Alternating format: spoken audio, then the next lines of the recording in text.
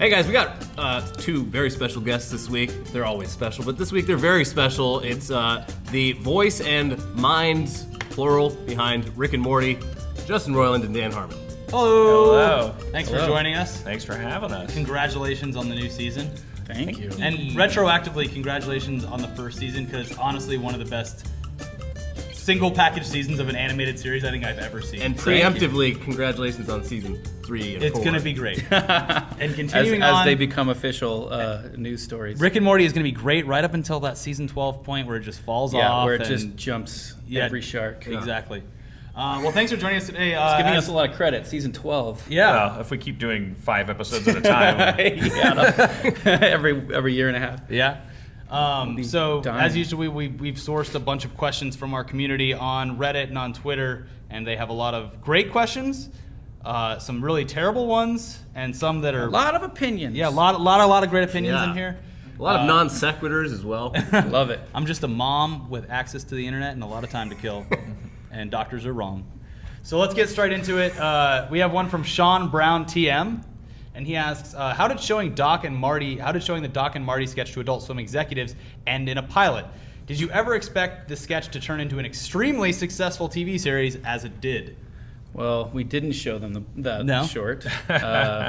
We actually, I don't think, who knows if they've even seen it to this day. Like, I haven't ever had a conversation with anybody over there about that original short. They're still blind to it? Yeah, I was worried for a little while. I was like, oh shit.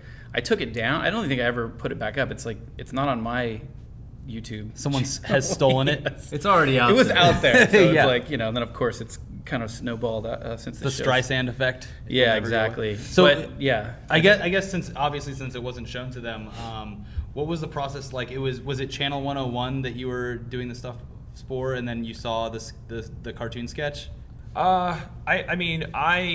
The process started with Adult Swim wanting to do a show with me. Okay. And me being self-aware enough to know that even though I could take advantage of my then reputation to probably get something at least done as a pilot, that ultimately I don't think that I could have had a hit, because I'm more of a dialogue, story, character guy, and I knew that Justin had been trying to... You needed a dose of the crazy. Yeah. Yeah, I wanted that Bane green fluid that makes it work. So I immediately called Justin and said, whatever you want, whatever you're passionate about.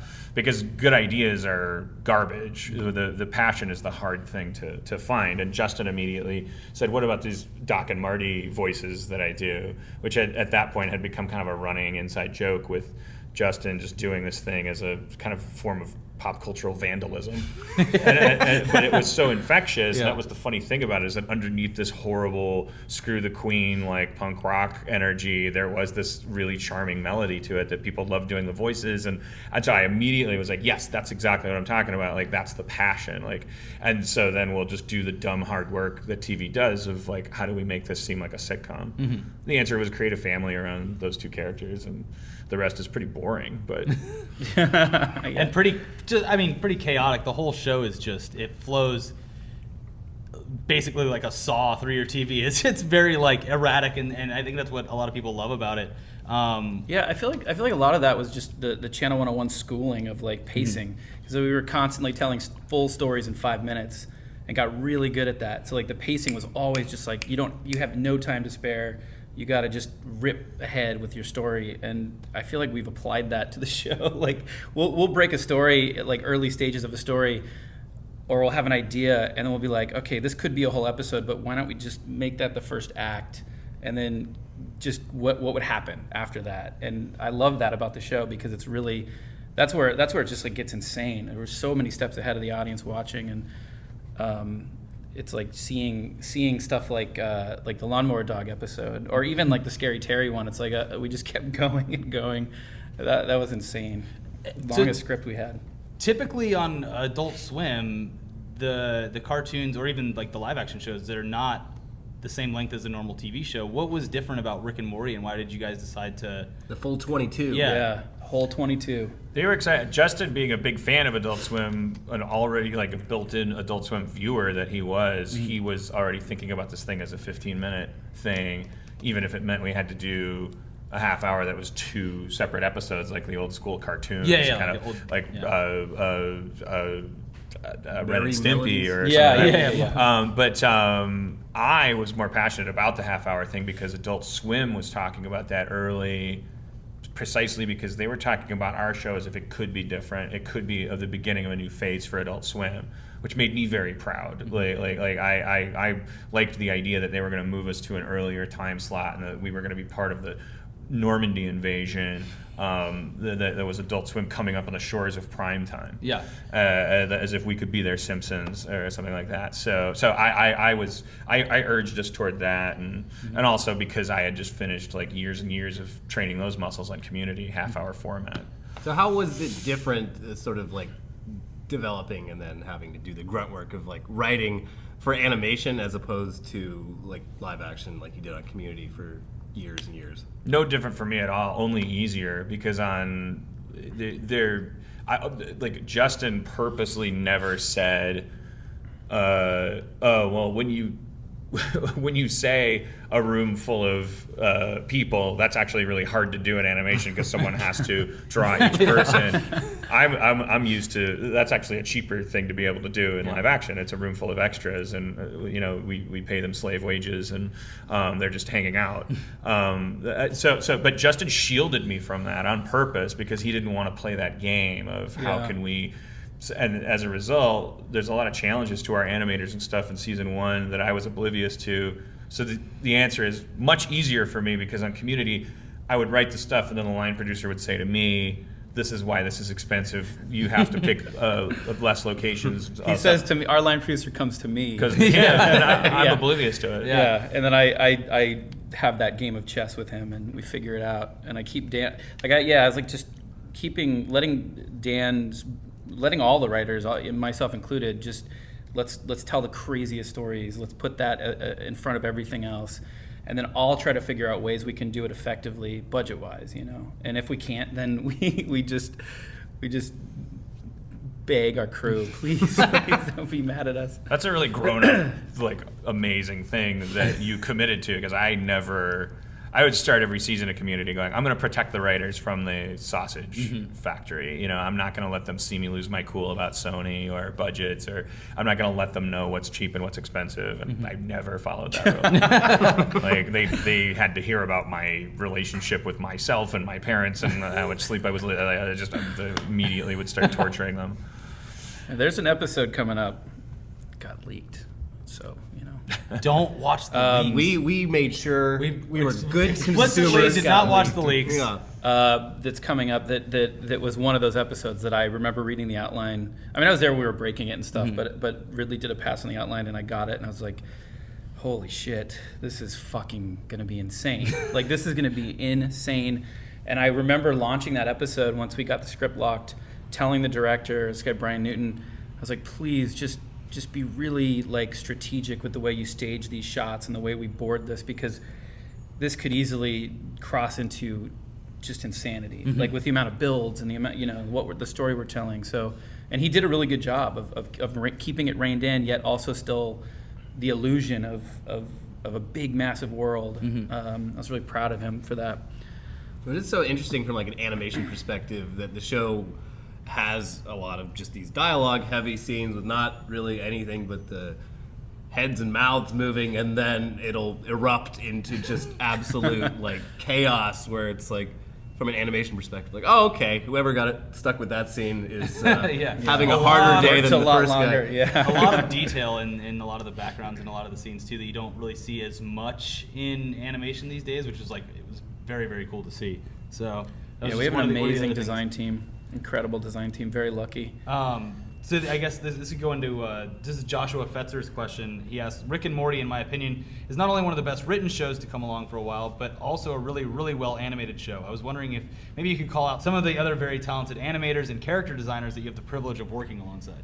We have a ton of people. Our art director is a guy named James McDermott, and he's sort of the gatekeeper of all the art, everything. And then below him, Carlos is the lead character designer. Jason Besh is the lead colorist. Andrew DeLange is the lead background designer. And then below those guys is just an amazing team of just everyone's insanely talented, and they're all working. And there's a lot of like creative, fun. Every episode affords like just concept art, and let's try a bunch of stuff. We look at it, we kind of shave it down to in the direction we want to go, and then we start refining it. The design meetings are always interesting. So, like sometimes they're hours and hours long, like just really long meetings, because we're going through every single things you don't even think about. Like just the dumbest things, every prop, every effect, every character. And there's a lot of fun to be had in those meetings. We'll dry erase board, sketch stuff, and just start just trying to figure out, okay, what do we need? And then also directors, like.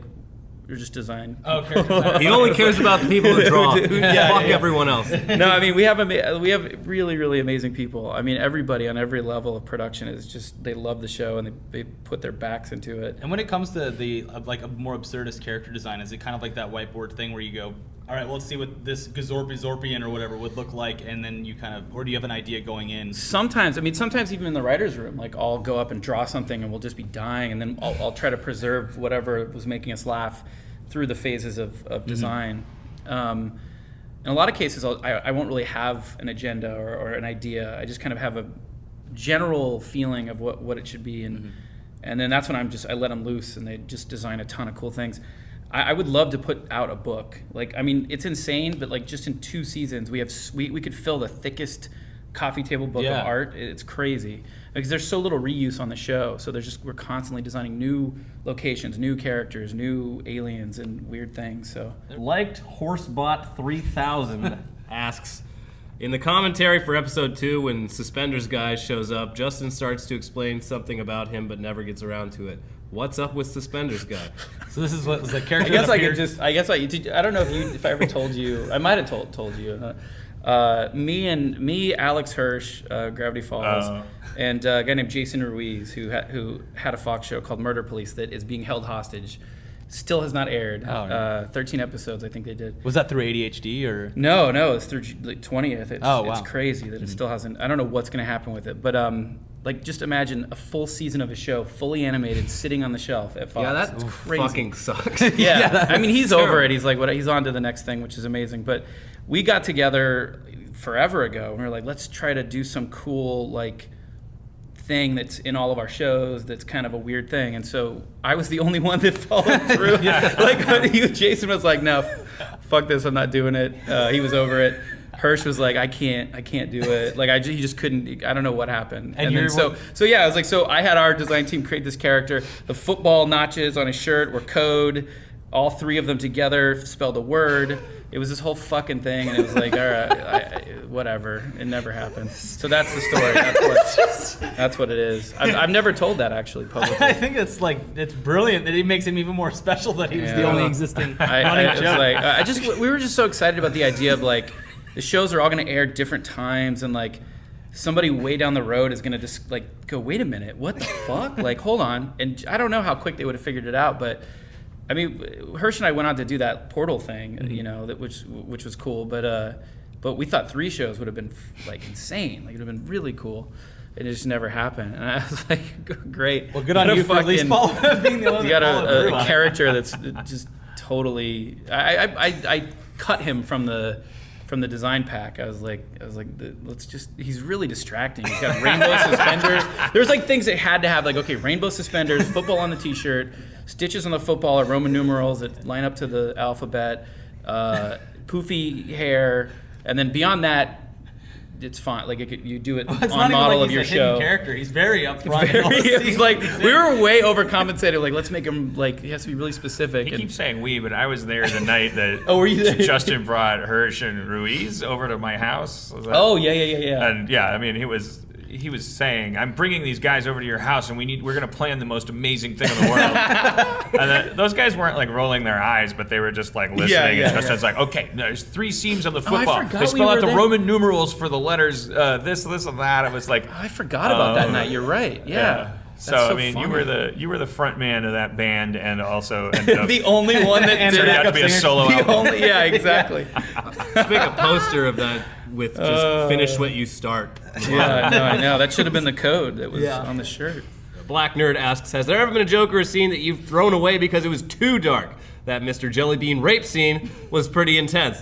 And then he I like to call that a continues. sexual assault A sexual assault on the scene. show. And that was when I wasn't found out that was actually- Tom Kenny. I lost my mind a Yeah. little bit. Yeah, Was there he's anything that amazing. we felt was too that they were like pulled back on because it was like, well, that's. I mean, my rule is if it's just dark for darkness' sake and not in support of a larger, if totally tragic laugh, then why are you doing it? I don't like Yeah. shock humor. I will do shock humor, but only like I do it. It's like a weird.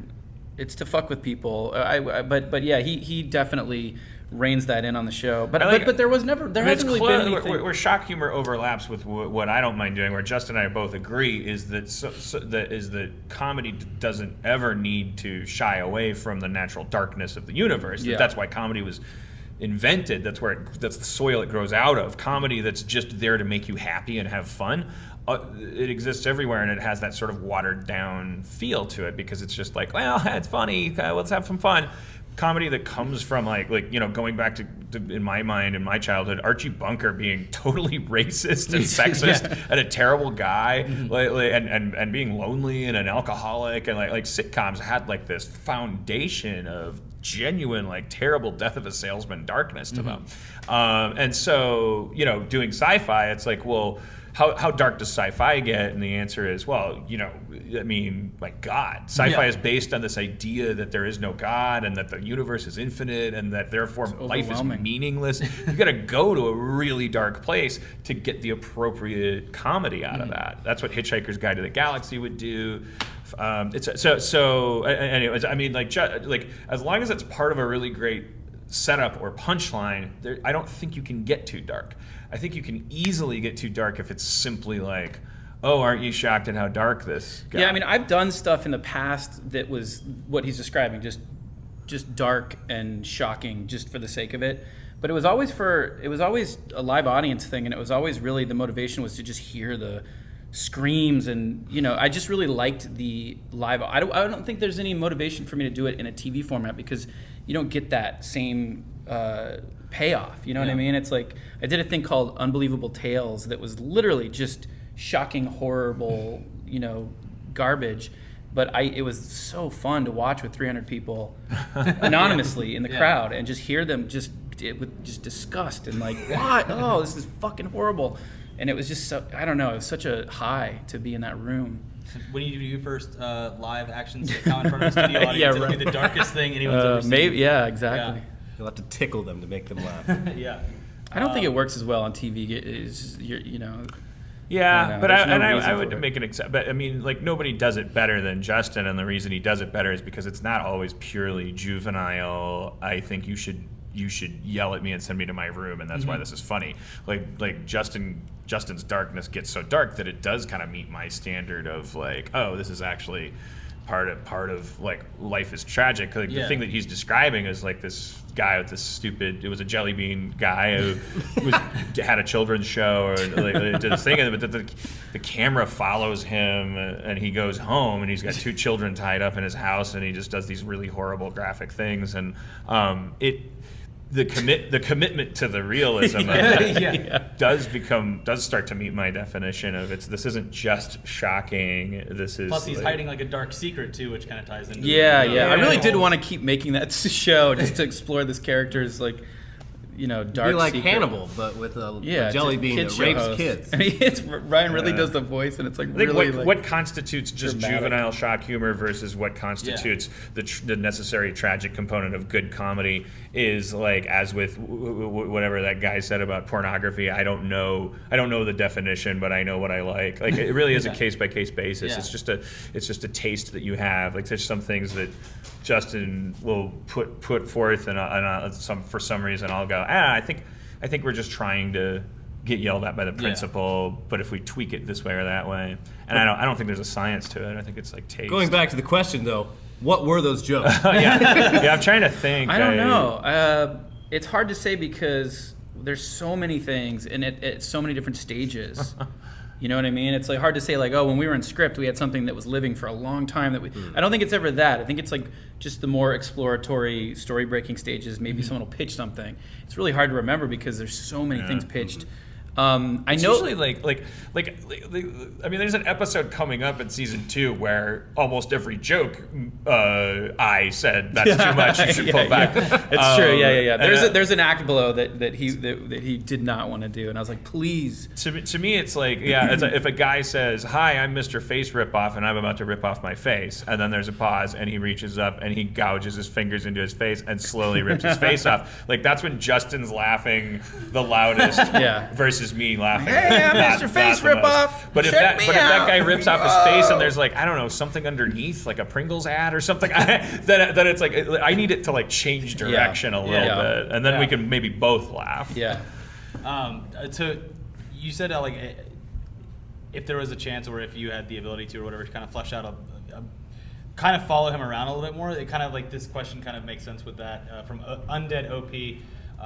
Any chance we'll be seeing any episodes that give a lot of focus on side characters like Bird Person, the Devil, Brad and Jessica, Gearhead, Squanchy, and to continue on, like a spin-off of any of the TV shows like Gazorpa Field or Quick Mysteries, like fully fleshed out? Mysteries. I mean, we have some stuff that's coming back, characters that are coming back, but God, Brad and Jessica, I won't say anything about it. We had a story that I think we're gonna revisit down the road that was really, really fun, but we never really found a hook for it. It's worth noting that the Dog World, the episode with Snowball, the resolution of that story was purposely, both as a joke and as a sincere backdoor pilot. Justin had pitched Cartoon Network a show called Dog World, and we purposely did that both as a parody of what's called the backdoor pilot, like when Gene Roddenberry at the end of a Star Trek would go, Gary Seven goes away and Spock goes, fascinating character, I wonder where he's going, and Shatner's like, wherever he's going, I'm sure he's going to have a lot of adventures. It's so blatant, it's like Gene Roddenberry's just like, hey, I don't have to pitch things, I'll just use my one show to make another show. Make the fans demand it. Yeah, they used to call it a backdoor pilot, so it was both simultaneously a joke and not a joke, because it's like Justin had this brilliant idea called Dog World, which was actually would be like Rick and Morty for the under 13 set. Sold it at the exact same time as Rick and Morty, and that was like they were direct competition with each other. At the time, I thought, I could do both. Yeah. No way. There's no way I could have done both. It would have been impossible. Speaking of like Gazorpa Field, that's the one I think that I've burned out whatever page that exists on. That's my one clip that whenever I'm like having a shitty day, I'm just like, I'll just go watch that one small clip of that episode. White. Fuck you, John. That's really funny because Justin starts laughing in the middle of it. Toast. You white guilt. White guilt. So like, just like completely So weird. bland and just angry for no reason. He's maintaining the Thorazine like Garfield delivery, but he's really mad. But he's calling someone white guilt. There's a lot of levels to that parfait. I don't know how that came about. It's like so where weird. did the I don't know. Since you're here, where did Gazorpa Field come from? It must have been somebody. Were you in the room when we did that? Do you know? I think so, but it must have been somebody pitching like the word Gazorpa Field, or maybe I don't know. And then I was like, okay, I got this. And then it was just all fuck you, John. When I record those, I mean, I'm not bragging, believe me, but when I record those, I drink. Like it's one of the only times on the show where I'm actually like, okay, pour my Hennessy, let's do this. And I'm just sipping Hennessy, and we'll record for like 4 hours. And the last hour is just, I'm not wasted, but you can hear that I'm drunk. And we heard the best story, confirm or deny. Our buddy over at Nerdist was like, you guys have Roiland coming in? We just had him, and he was drunk and doing impersonation of JFK as a 9/11 truther. Yeah. Yes. Yeah, I was pretty drunk. I'm way more like, I'm just hungover right now, so like that's why I'm not insane. But yeah, Comic-Con, that's the other time I'll just be like, let's do this. I'm just start drinking in the morning on press day. Yeah, panel it's like, day. it's like an amazing thing to come off of NBC as the problem child and be the straight man to this guy. It's like all of a sudden I'm Mark Lynn Baker in my favorite year with Justin going around Comic-Con and like it's insane. You're doing callbacks to JFK talking about buttholes on a show that has no idea that it's set up. It's like, oh, you started that on Hollywood Reporter. Yeah. Now you're on EW. And I was like, it's created just a through line. So how do you is it Yeah, what's you watch better, them in order. live action or animation? I do declare these buttholes. And the EW person's like, okay. It's so great though. You're subliminally making continuity through the same way you had suspenders guys through a press line for fans to All discover. the real fans will watch all of the interviews It's like, in order. yeah, I'm just like, I don't care. I'm just drunk. I and want making someone to myself do laugh. a supercut of that and make it a full length. No, I would love to have that. See that because Yeah. I imagine you'll see the longest I've ever smiled for one day. Like I was so happy. Oh yeah, I mean the interviews are insane. They're fucking insane, and nobody can really get a good or a normal interview out of us because. I can imagine like Entertainment Weekly asking about Rick and Morty. It's great though. We're like an unmarketable Cheech and Chong. yeah. Oh, it is like it obviously it's well deserved because the show is fantastic, but it's so cool to see it become so mainstream acceptable. Like you guys have aired shows on TBS since season 1, right? And like seeing billboards around town for it and crazy. seeing the response at Comic-Con, like Oh my it's God. gotta feel pretty crazy, right? Yeah. Yeah, well, thanks for absolutely. bringing that up because like we don't. And you're so used to the network being the bad guys that when they are the good guys, you forget to thank them. I mean, because it feels weird to say I love my parents, but it's a very millennial thing to do. And I like Adult Swim is like I've never seen this level of support, never felt this, never witnessed it, and certainly never been involved. It's not even just throwing money at it. It's like they dig into the voice of the show. Justin's TiVo log lines for the show, like he just made this decision that they'd be like in this dumb voice and be like, say bro yo and dog, everything. it's gonna be a great episode, dog. it's like- and like the Adult Swim PR people, like they use that voice for their Instagram thing. Like I've that Instagram Instagram thing's universe, insane. You go It's through insane. everything, and it's like the love of the show present there. You would expect 20% like kind of canonical violation, you know, like, Yeah. and go like, oh, that's okay. You're just ad people. You're not supposed to know that dog's name isn't Snortles. Yeah. But they never. I mean, I haven't seen anything wrong. They actually like. It's crazy. It's like they love the show. It's incredible. Well, it seems like a company that cares about creativity more than the average network, just based on the fact that they're giving people money to make fake infomercials that air in the middle of the night. Yeah, They're just dude. throwing money Yeah. away. No, but they're do it. really, and even I mean they take that approach to the marketing side too. I Yeah. mean like really unorthodox but effective marketing strategies. Changing Aqua Teen Hunger Force's name to something that doesn't even resemble Well, the original show. that I will say, like I actually thought the show was canceled when that happened. I was like, my TiVo stopped recording it, or I was like, what happened? What happened? I had to dig to find out, but That's how they weed out the fake fans. yeah, it's like, oh, it's still on. They just Crack the whip. changed the name. You got the internet. You figure it out. Yeah. To jump off of the specifically the episode where it's basically them changing channels, the alternate reality TV one.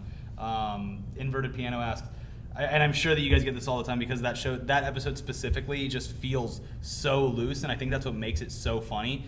Is as an audience member, you're just like they're laughing along with me in this episode. He's asking basically, was it all improvised? And could you first answer that? Like, what part of that, if any, was improvised, or were there takes where you're just like, we have to leave that in? It's too good. What would you say? Like 80%? Well, it's 100% improv as a foundation. Like it's just Justin getting drunk in the booth. The writer's on the other side of the glass. So like a classic example would be the Strawberry Smiggles commercial. Yeah. So it's just Justin just started like, I don't know, it was like I don't know how it started, but it was like Justin just improvising, going, "Oh, I love me Strawberry Smiggles." Top Hat Jones. And at a certain point, like your rambling. comedy writer instinct, which is like sterile and formulaic, you lend just enough of that to land some kind of bit, just in case we need it. So And you the start, writer's just sitting there writing it down. yeah, or so not even fleshing writing out? it. You No, just, no, they're you're just, like, pressing pitching. the button and Yeah. going like, okay, so just now,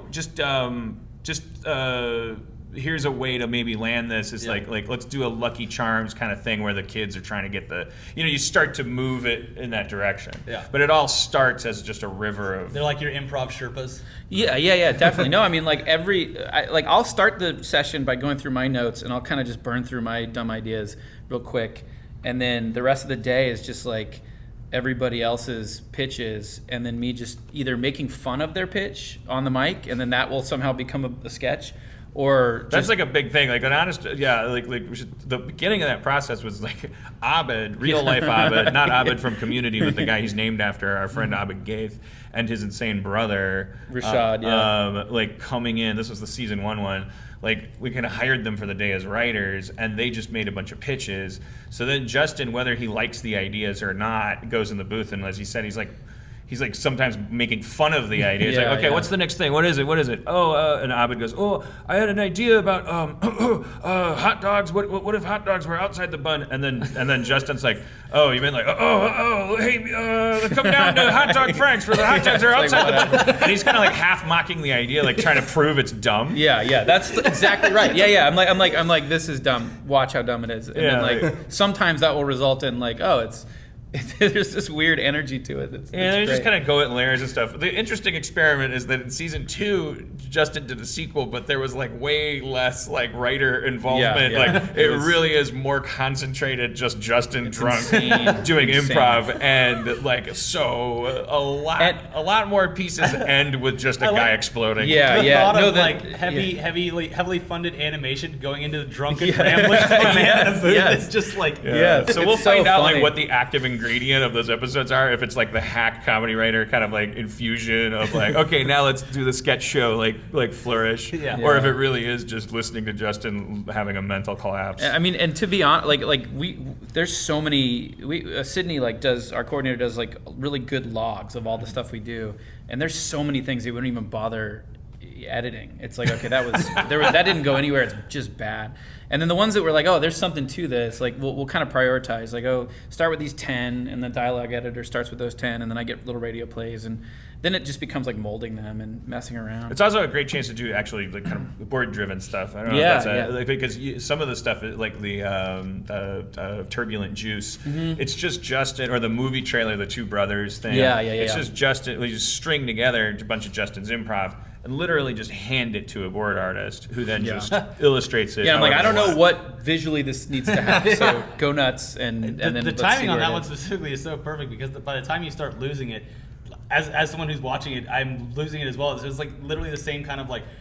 Because I'm just like, what am I saying? What does any of this mean? It makes no sense. I got a question from Man the Jelly wants to know. He says, my question is for Dan. While browsing your IMDb, I noticed one of your first projects was called A Shocking Pussy 2. Why did it come out before A Shocking Pussy, which is listed after A Shocking Pussy 2 on IMDb? And what are the chances of A Shocking Pussy 3? I don't know. I sounds like a clerical error. I wasn't doing anything clever there. I don't know why my home movies are part of my IMDb entry. Well, Shocking Pussy 3 confirmed, or Can we get an exclusive on that? I'd have to collaborate with my ex-girlfriend Robin Roth, who the very talented, and maybe move back into my 2-bedroom apartment in Las Feliz. I don't know. That was a collaboration between me, her, and Rob Schraub. I just wanted to see lightning bolts come out of a woman's crotch. Like I had just gotten a new camera and was like, I just wanted to try different effects with After Effects. It's such an innocent driving force. Well, there you go. There's that answer. I just So, love no. that. It was like the most Simpsons comic book man question that I think we found. Shocking Pussy. So what's the deal? Yeah. with it? Every time you see that, a wizard did it. Yeah. I like that you did 2 of them. I don't think I've ever seen those. Eric the Weirdo wants to know, I guess from both of you. Bill Gates can jump over a chair. Can you? No, I can't do that. I've tried. It doesn't. You've tried to jump No. over a chair? Well, maybe I have at some point. I can't pick up the chair if Bill Gates knocks it over. I have to call a Too tired. chiropractor to help me.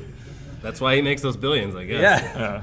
Yeah. It'd be so funny if I'm like, yeah, I can't, and then like fall and just break my jaw. Have you seen the interview that he did where they asked him if he could jump over? And he actually jumps over. It's the like jet. 95. Oh yeah. I've seen Connie it. Chung. Good for him. I Yeah. mean, do it while you can. How old was he? He was in his prime. What, 35, 40? I don't know. I'm He's sorry. always kind of just looked 50. Yeah. I think he sits at home and is just like, still got it. Bring in the chair. Bring in a taller He's chair. got a whole team making tinier chairs. Yeah, still got it. So I can jump over chairs. They're the yes men of Bill Gates. Yeah. These shop workers making tinier chairs for him. He keeps shrinking the chairs by like They're still comfy a chairs. centimeter right there. He's like, they still have to be comfortable, but I need to be able to jump You over still them. have to be able to sit in them. They have to Yeah, be. exactly. And when you sit in them, we have already pre-sold Nike total access to your ass. It's a spyware reference. Yeah. Oh, We, Windows 95. Another just, I mean, this one is, just said really weird, but that guy dude 104 asks, will we ever learn of what happened to Rick Wife? Yo. Yo, where's Rick White? I don't know. I mean, yeah, that's a. Let's leave that one on it. That's a big shark jumper. Yeah. Yeah. We're not going to do it until we're definitely Season super 12. passionate about Yeah, it. exactly. Yeah. One true statement asks, what are the rules of Gazorpian arm wrestling? Oh, I don't know. We're I don't know if gonna they show- have. I don't know if they would do arm It seems wrestling. like it would be something that they would just do naturally. It would be the Yeah. You know, that design choice was inspired by Explorers. You know, the alien at the end of Explorers. Do you guys remember that Oh, movie? yeah. River Phoenix. Like the dad shows up and his arms are up on his head. And he's like just emoting with it. It's so fucking amazing. The most disillusioning cinematic experience Yeah, you're like, oh, of the shit. 80s. So not good. 'Cause that movie No, was, I love that The first movie. half of that movie is so awesome. It's River Phoenix and I can't remember, a bunch of other really talented kid actors in this really immersive escapist fantasy about a bunch of Ethan Hawke. dirtball kids that they discover alien technology and use it to make their own spaceship out of like a funhouse, so good. a tilt-a-whirl, and it's like really cool and immersive, and then it pays off, and them meeting the aliens, and it turns into this weird tonal whiplash. I loved it. I loved the ending. I loved everything Oh my about god, it. that's so hilarious. I was like, oh my god, I didn't think it could get any better. You know what? I was more like just blown That away by payoff the really worked for creature. you? Well, the creature, practical creatures were fucking awesome. Mm-hmm. You're right. It gets a little hacky where it's like when he sings. It doesn't. Some of it doesn't hold up. You watch it and you're like, oh, they. But you got to admit those creature effects, the aliens, I thought were fucking awesome looking. But what a waste of good creature effects. No, they it's used them to create these crazy cartoon characters. Yeah, no, you're right. It could have been a little bit more. It was very cartoony. I've never wanted to watch a movie more. And even the main characters now, were picturing disappointed. Yeah, well, that like, was literally the thing. like it the turned main, into this meta thing where like literally, yeah, Oh, wow. like What are you making fun of me for watching your movie? yeah, he was watching it, going, yeah, these, what the fuck? I guess I'd heard that. I was watching it on like I was younger, custody too, I weekend was with my dad in the theater. Like I think there's that energy was in the air. Insane Twig says, what were some of your favorite cartoons growing up? Have you pulled any general inspiration from any of them? And that last one's just a yes or no question. Like Ren and Stimpy, Beavis and Butthead, and like going way back. Like I watched a ton of Ninja Turtles and the real Ghostbusters. Oh, yeah. I thought that was a funny thing. 'Cause there was this is the already a real. Ghostbusters. Yeah, it's like, Yeah. well, wait a minute. Oh, these are the real ones. You can't just do Some that. weird Look at legal those battle Ghostbusters. behind the scenes. I mean, I Oh, there agreed. I was. was like, Yeah. those other ones are lame, but like, you know.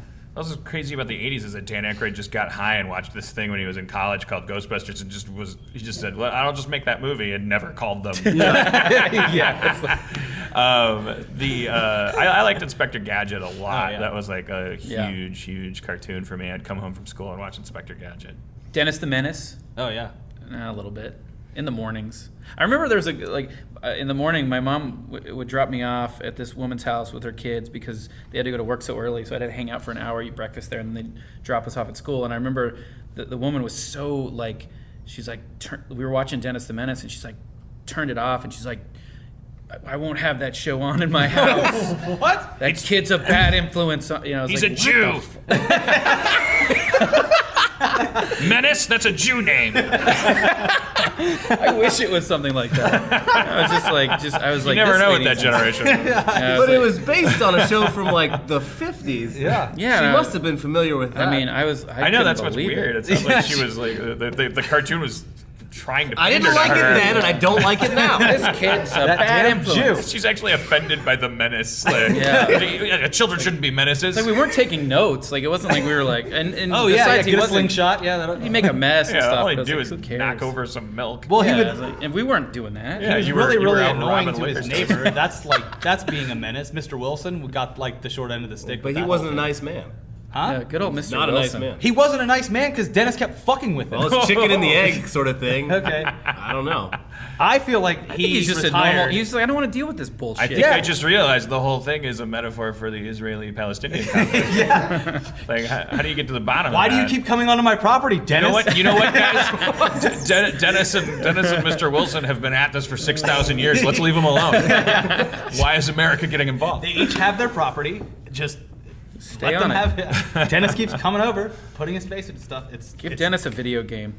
Yeah. Speaking of Sport. video games, are we ever going to see like a console Rick and Morty? There's the would love that. pop the We would love balloon that. game, which is just great. Well, I wanted to Yeah. pitch you like season 3 if we were to do season 3. Yeah. Like the one like complicated episode I'd want to do is like somehow like we come up with a sci-fi reason why they actually go into like a Bethesda style RPG. That'd be amazing. And like to tell it in that style, like Yeah, with yeah. the Dialogue dialogue trees. choices and stuff, but and actually render them as like kind of like That'd be insane. like real-time rendered 3D. Yeah, yeah. I would play there's the shit out of that. Yeah, there's a bunch of people. There's like a movement right now of people that are taking classic cartoons and even 8-bit, 16-bit video game characters and remodeling them into the Quake 4 engine. Yeah. I've seen. Yeah. So it's that crazy. would be like a really Yeah. cool thing. Although Yeah. like I also love those old like taking Breaking Bad and turning it into a top-down like 8-bit Yeah, thing. yeah. I love that stuff. but yeah, just for now, just to pop the. Just that for now. I mean, listen, I'm if someone at Adult Swim calls us and says let's publish a game for real, I'm let's do it. Well, I'm they've been in. That'd be historically great. open to. I mean, at the very least, web and mobile games. Like they, Yeah. Yeah. No, they've been really good at it. Lots of them. Yeah, I would like to see like a marriage between like how Minecraft has the lo-fi thing in exchange for like this amazing Open world creative. yeah, like game, what do you call that again? Where it's like it's sandbox. well, yeah, but I mean, god damn it, the creation of the world as you walk into it. There's a term for that.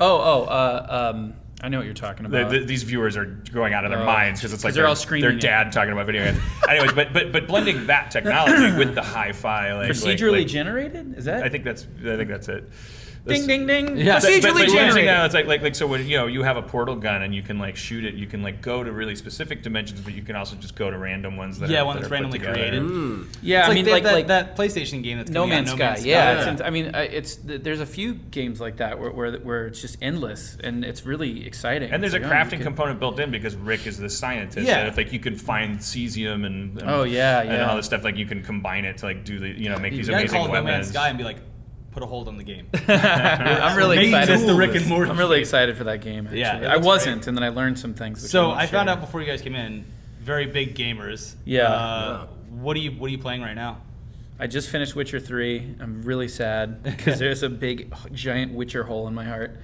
And then I started playing that. What's it called? The Forest? Ori in the Blind Forest, yeah. And that game's amazing. And then tried Dragon Quest Inquisition. I know it's good. I'll come back to it. Yeah. I played for like 45 minutes.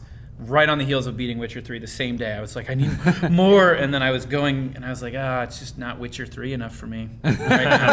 I need like a palate cleanser. I'll come back. Yeah, Something in I the mean, middle. a tament to Witcher 3's awesomeness is like that it could follow Arkham Knight, both of which I just feel are like so close to being perfect video games. I got to play that. What's next?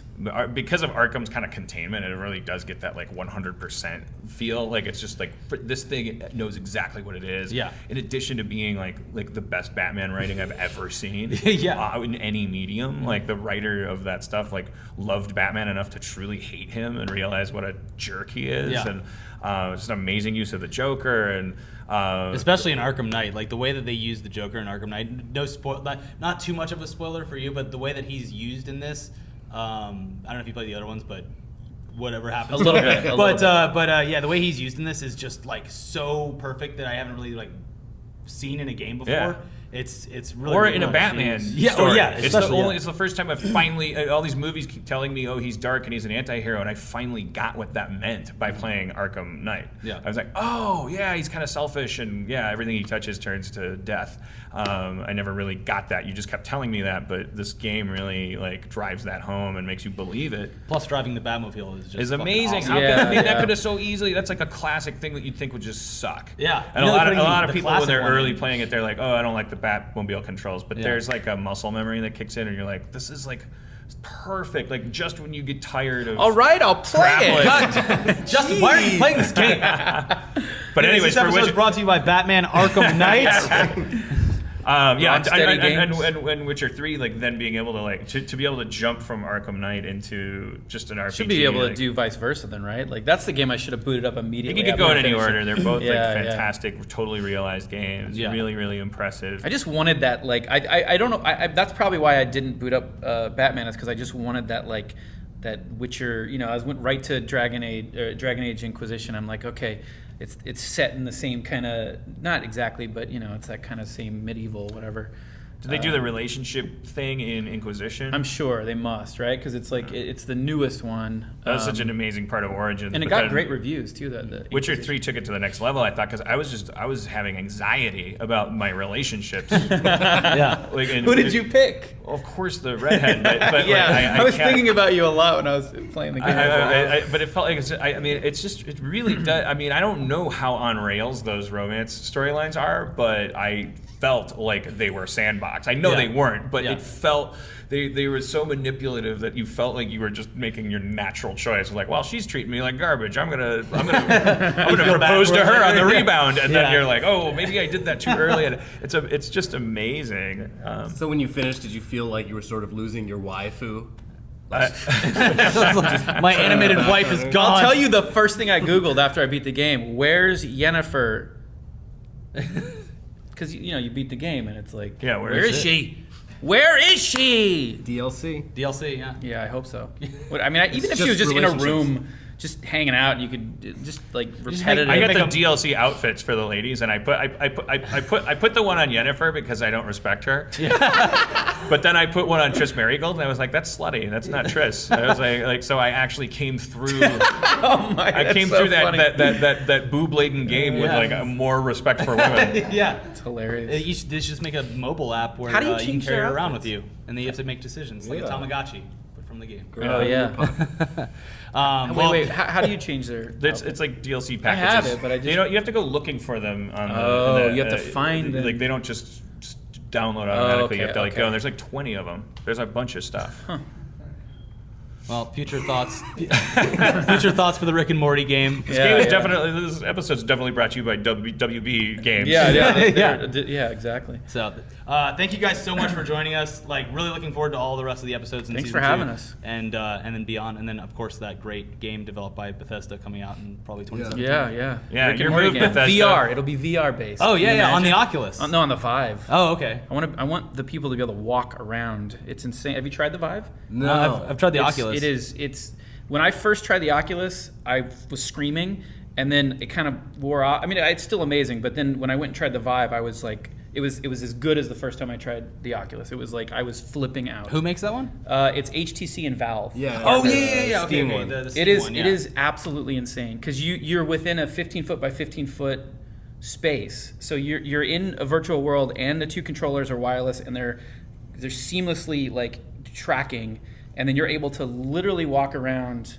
this virtual world and interact with it, and it's just insane. It's insane. Yeah. It's next when people, next year is gonna be crazy because that's when all that stuff Yep. launches. Yep. It's going to be really insane. And when all the weird gossip blog stories about some people in an Asian country that played the game instead of feeding their baby, or Oh yeah. oh, no, that's coming that'll for already sure. happen. all the Yeah. urban legends are going to Murder start. simulators. No one's gonna have children in, like 5 years. Not to get on another topic, but have you read Ready Player One yet? No, Yeah, I need to read it. I've It's been told pretty by good. It's just so like many it's people. less of a sci-fi off in the future thing and more of a this is going to be happening next year. Yeah. Kind of like people just losing their lives into these Man, VR I headsets. can't wait. I mean, in 5 years, it'll be to a point where it's perfected to a certain extent, you know, and just everyone's gonna have it. People will have rooms.